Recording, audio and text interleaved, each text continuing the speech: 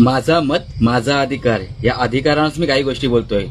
काय गावात प्रचार झालाय हो आमच्या, एक नंबर. म्हणजे जे उमेदवार आहेत ना ते गावातल्या गलीत नाही तर प्रत्येकाच्या घराघरात फिरलेत.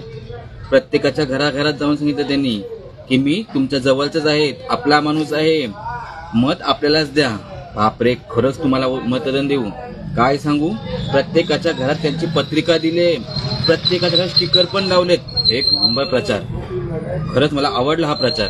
पण त्या उमेदवाराला माझं एक सांगणं आहे, तुम्ही गाव फिरलात, गल्ली गली फिरलात, घर फिरलात, पण त्या घरांकडे लक्ष दिलात ना, त्या घरातल्या काही अंगण्यांना तुम्ही कोबे टाकून दिलेत ना, काही अंगणे तसेच आहेत. गटार अर्ध्या गावात झालीत, पण जे आमच्या घराकडे तुम्ही आला होता ना तिकडे गटार झाली नाही.